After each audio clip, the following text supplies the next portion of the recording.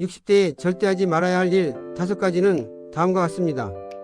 잘못된 선택 하나가 노후 전체를 무너뜨립니다. 여러분, 60대는 인생의 황금기이자 동시에 가장 위험한 시기입니다. 이 나이에 어떤 선택을 하느냐에 따라 70대, 80대의 삶이 완전히 달라집니다. 젊을 때의 실수는 다시 일어설 시간이 있지만 60대 이후의 실수는 회복할 시간이 거의 없습니다.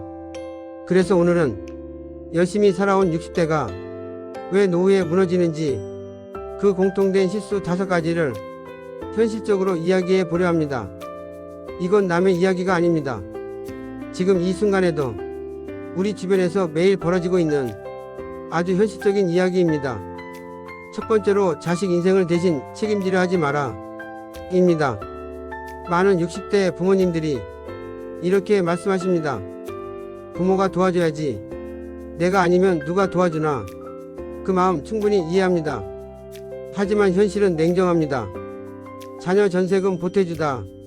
노후 자금이 바닥나고 자녀 사업 보증 서줬다가 평생 모은 집을 날리고 손주 교육비까지 책임지다. 정작 본인 생활비가 부족해집니다. 이 순간부터 부모의 인생은 사라지고 뒷수습 인생만 남습니다. 부모가 무너지면 자식도 결국 같이 무너집니다. 자식에게 가장 큰 도움은 돈이 아닙니다. 부모가 오래 건강하게 독립적으로 사는 것 그 자체가 자식에게 가장 큰 선물입니다. 60대의 원칙은 분명해야 합니다. 도와줄 수는 있습니다.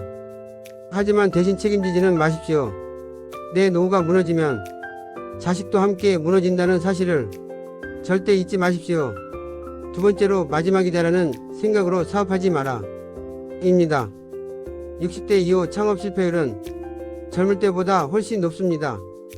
이유는 분명합니다. 체력 회복이 느리고 실패를 만회할 시간이 없고 투자 자금이 전 재산인 경우가 많기 때문입니다. 특히 조심해야 할 업종이 있습니다. 치킨집, 카페, 요식업, 지인 말만 믿고 시작한 사업. 이건 도전이 아니라 도박입니다. 한번 실패하면 다시 일어설 기회가 거의 없습니다. 60대 이후의 원칙은 분명해야 합니다. 크게 벌자가 아니라 절대 잃지 말자. 이 기준이 없으면 노후는 순식간에 무너집니다. 세 번째로 체면과 자존심에 돈 쓰지 마라 입니다. 남들 다 타니까 차를 바꾸고 모임 빠지기 싫어서 무리하고 자식과 친척 눈치 보느라 과소비를 합니다. 하지만 이건 자존심이 아닙니다. 미래를 담보로 한 허세입니다. 노후의 돈은 보여주기 위한 돈이 아닙니다. 조용히 아무 말 없이 위기의 순간에 나를 지켜주는 돈입니다. 스스로에게 이 질문을 던져보십시오. 이 소비가 5년 뒤에 나를 살릴지 아니면 괴롭힐지 이 질문에 답이 나오지 않으면 그 소비는 하지 않는 게 맞습니다.